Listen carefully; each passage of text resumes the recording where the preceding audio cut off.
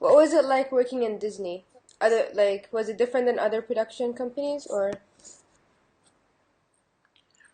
Disney was in some ways it's very like other production companies. They're all basically the same. However, the difference was just the fact that it was Disney made it somehow special because the legacy, you just felt it in the air.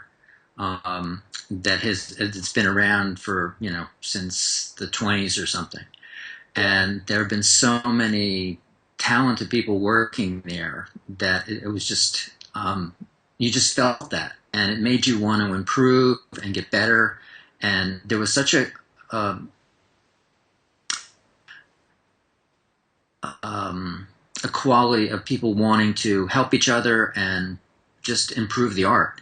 And I guess it's like going to Europe and seeing like buildings that were around from the 1700s or something. Whereas in America, the earliest some of the small buildings might be that, but most of it's much more modern, and so it doesn't have the same sense of history. Yeah. Um, what is the difference between working on classic films like The Hunchback of Notre Dame and the newer animation films like Space Jumps? Uh, um, the classic films, they're just amazing because they literally are classics. It's really exciting. But when you're working day to day, it's really not that different. Space Chimps, I actually have a great love for Space Chimps. It was a very fun project to work on. And I really think they hit their target audience, which was younger children, because I went to a screening which was filled with mainly younger children. And we really hit the target audience because they thought it was so funny. And so it was just so enjoyable to watch them, enjoy the movie and laugh at it. So it's different. The Disney films will probably be around a lot longer, but some of these it was a smaller crew we worked with, and you felt a more sense of family and camaraderie. So each production has its advantages and disadvantages. Yeah. Um, Working on things like the classics and then working on the newer things like 3D. Like I'm sure there when you worked on classics it was a different technology, different time, different age. Did you find it difficult like processing like moving on from working on the technologies from Aladdin to things like Tinkerbell and all the 3D animation? 3D presented a whole new world. It's interesting though because my first job was at New York Institute of Technology, and the owner of the school um, loved animation and he also loved technology. And so he decided that he wanted to use computers to help do animation. So we were, a group of us were making a feature film called Tubby the Tuba, and he created the computer graphics lab, and he hired a bunch of scientists to develop the beginnings of computer graphics. So he hired like Garland Stern, Lance Williams, Albie Ray Smith, Ed Catmull, and all those guys. And those are the ones that eventually moved on to ILM and created the editing system for George Lucas. And then they moved on further, and they were the ones that created Pixar. So we were like their animation guinea pigs. So they would create these programs. Like I remember working with a primitive 3D program that was written by Garland Stern, and the interface was a Unix command line. So it was like really primitive. And when you wanted to build an object, you had to define the points in 3D coordinate space. So if you wanted to define a cube, you would have to put the 4 points on the top and then the 4 points down below, and you'd have to literally enter a 3D 3 points for each for the X, Y, and Z axis in order to create this shape. And it was really primitive to work with. But it was interesting, and it was really fascinating to watch the evolution of the field.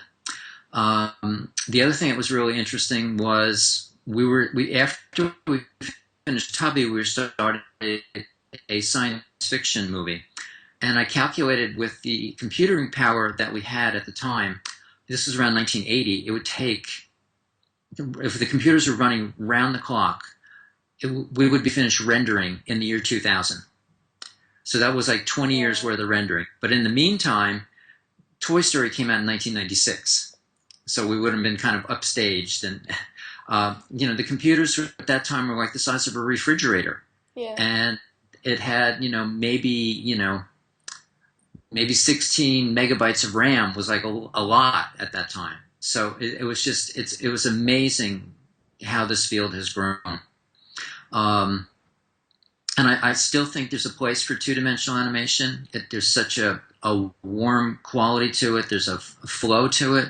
And, and on the other hand, computers also do amazing stuff that they can't, couldn't be done by hand. So it's, I like both, just like live action. They're both, for the right story, you choose the right medium for it. It is more difficult to work in 3D in terms of that you're having to think about space differently because the camera can actually literally move anywhere, like a live action camera can. You're also having to think about what lenses you're using because, in 2D you would just draw what you wanted to see, but in 3D you have to think about, all right, well, this is a wide angle lens here, or this is a telephoto here, and because the modelers are actually going to have to, and animators are going to have to, build that and animate in that actual space. So you have to pay a lot more attention to things like continuity, um, flow of action, um, the scale relationships between characters. When you're storyboarding, you need to make sure those are much more accurate. One thing you don't need to do as much is worry about characters putting your drawings on model because they're actually built models, so it'll automatically go on model. Okay. How did you get into animation?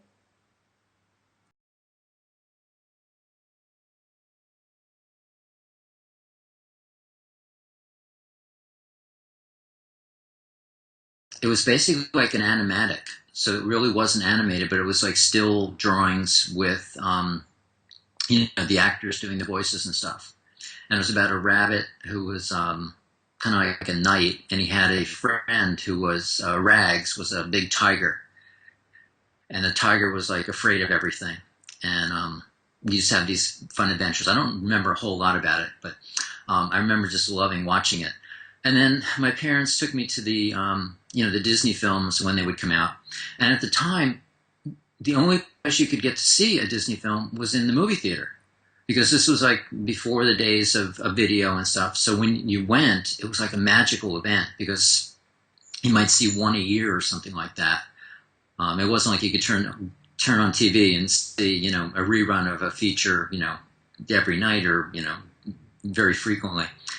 And then I loved watching the Looney Tunes, the Warner Brother films, and so I always loved watching them growing up. And when I was around 12 or 13, I got my first movie camera.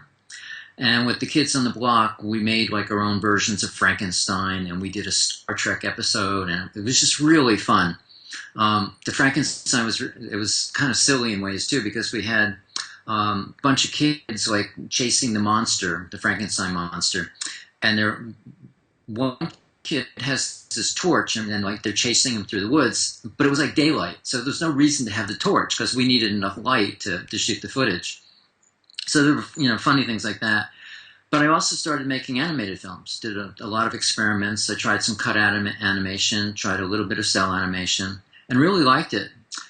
Um, and I knew I wanted to be an artist, but I never thought about actually being, going into animation. I didn't even realize that would be a job that you could do. And it was in college that, I was trying different things. I was in architecture for half a year even. And I had a free elective, so I took calligraphy and an animation course. And as soon as I was in the animation course, it was like, this is what I want to do. So I knew at that point and followed that career path. Okay. Did you always want to be a storyboard artist or in that direction of animation or? Well, again, I didn't really know a lot about animation at the time. Um, so I didn't even know that that was a particular job description that you could focus on. So it was more a generalist. Like started painting cells on on a night crew. I became an in betweener. I was doing animation, and it was when I started at Disney that because I had done a few storyboards. They liked the storyboards I did, and they said that that's what they wanted to hire me for. And I felt great because I really love that, and that's my passion to do storyboards. Great. What was the process of getting a position at Disney Studios? Was it a difficult process, or was it just like a normal job, or? Um, I really think um, I really think it depends on the studio when they need people. I lucked out at that time because Disney had just finished completing The Little Mermaid, and they were in this like rapid expansion, so they were hiring lots of people at the time. And I was working in New York, and they came to New York City on a recruiting trip, and so I went in and had an interview with them and brought my portfolio. And I'm thinking, the worst case is, I get feedback on, my skill level and stuff. Well, what happened was then, I guess, a few weeks later, they're making an offer for me to go work for them. And so I was really excited. So I was living in New York at the time, and I proposed to my wife, and we moved to California. And so then I began at Disney. I was there for about 17 years. So I think, it is more difficult now, I think, because there is a lot more competition.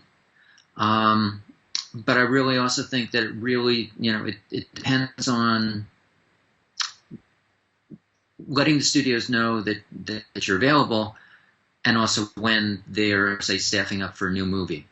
So that, because if they're not, if they're not making as many movies or they're fully staffed, then it may have nothing to do with you.